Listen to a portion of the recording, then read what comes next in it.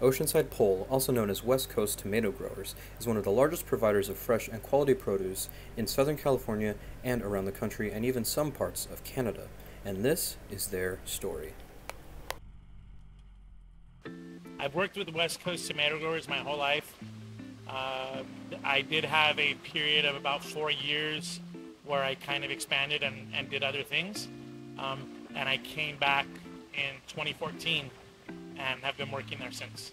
I've been working there since I was 15 years old, during the summers and sometimes on the weekends. So now that will be about 25 years, give or take a couple months. I've been working for West Coast Tomato Growers for about 2.5 years. I started working for them back in 2020 when I was 18 years old. During harvest season, I run the Roma tomato line, and during the winter months, I drive a tractor and get the land ready for the upcoming season. So we work in a packaging shed. So what we do is that there's a line of people and there's also a line of machines that each person is assigned to. And the machines also there's also a cardboard or like a layer that has like a letter to tell you what size tomato that the machine's gonna come out of. When we're harvesting, I'm in the packing shed supervising about 30 to 40 employees that pack and separate different colors of tomatoes and sizes, and I'm in charge of that. And also, when they need be, I will help supervise the fumigation crew that applies pesticides to the plants. It just depends on the time of the year. Before any of the produce can actually be harvested, irrigation, fumigation, and pest control must get the fields ready in order to plant seeds and grow the actual plants. I am an agricultural pest control advisor slash field manager for West Coast Tomato Growers. My job encompasses, I wear a lot of different hats at the end of the day. Obviously, integrated pest management is a big one, being a steward to the ecosystem here. Obviously, the recommendations and things that I do have an impact on the ecosystem and also the quality of our crops and other things like that. So it's my responsibility to make sure that we are doing our due diligence to make sure that we are, we're not getting diseases and, infestation of insects and things like that. What's going on here at this field? Right now we're getting ready to lay plastic for planting tomatoes later on.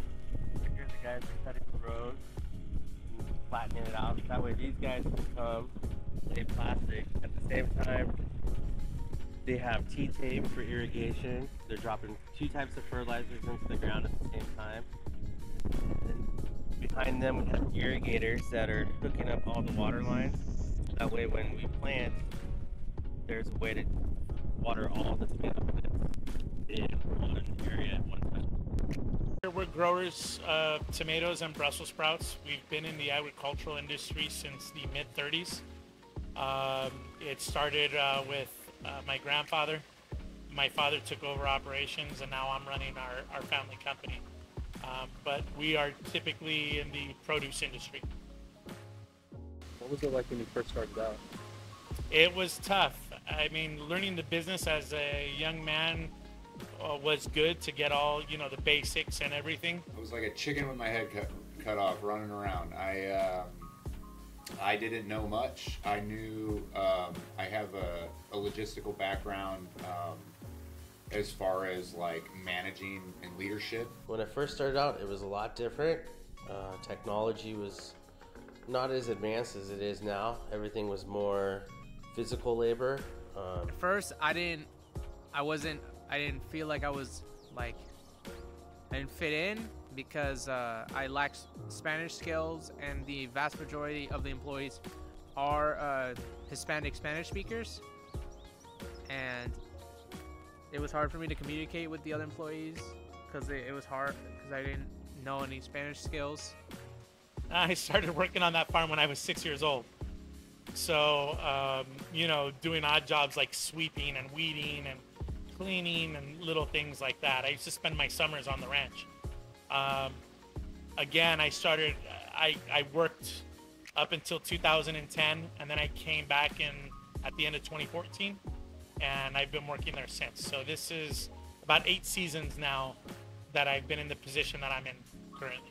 And then other than that, we have more land these days. When I was younger, we only had about 400 to 500 acres, and now we have about 800 acres. And we also do Brussels sprouts twice a year that helps us during the slow season, which we didn't have back when I was younger. With this being a massive federal operation, a lot of hands-on labor is needed to help operate machinery, plant, fumigate, harvest, and of course, package the tomatoes and the Brussels sprouts. The company also helps with many immigrant workers and families by offering positions. For a crop like Brussels sprouts, it's mechanically harvested. We have 2 mechanical harvesters that'll do that. For me to harvest an acre of Brussels sprouts, I need about 12 people to do that. When you talk about harvesting 40 acres of tomatoes, you need about 45 people to do that. So the labor workforce on tomatoes is definitely a lot higher than what it would be for Brussels. The program that helps immigrant workers and families is known as the H-2A program. This program allows immigrant workers to come from Mexico and earn wages and bring back money for their families. Yeah, the H-2A program is a guest worker program. It is getting harder and harder to find people here in the U.S., here in California, Southern California, that want to work on farms. Unfortunately, for the acreage we have and the amount of people we need, there's not that much of a workforce here. So we've had to resort to the H-2A program to bring guest workers in.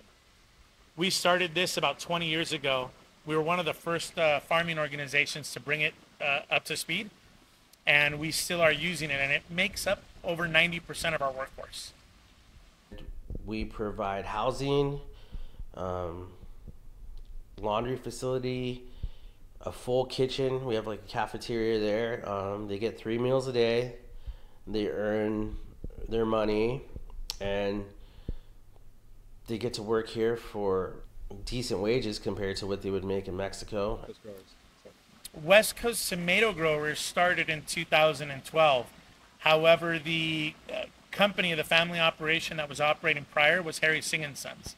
And Harry Singh & Sons has been in operation since 1935, 1936.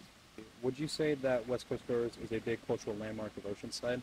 Even if you go to like mom and pop stores or even Walmart, you'll see like a box that has the West Coast tomato growers logo on it.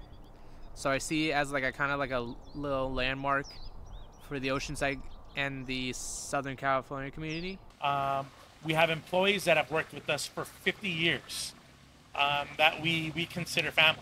Forever, even if you aren't blood, somehow you get pulled into, you're part of the family, and you take on that side of it, especially with myself. I definitely feel like I'm part of the family here. You'll see our name around town, sponsoring little league teams, flag football, so we've been around for a while. Yes, I believe that West Coast Tomato Growers or Harry Singh & Sons has been here a long time. I believe we are a staple, and I believe we've made an effect on the local city of Oceanside, and we'd like to continue to do so. Oceanside Pole, also known as West Coast Tomato Growers, has made a very significant historical landmark on the city of Oceanside, and it doesn't look like it will ever slow down. Thank you. And with that, I am Victor Chavarria with ECTV News, signing off.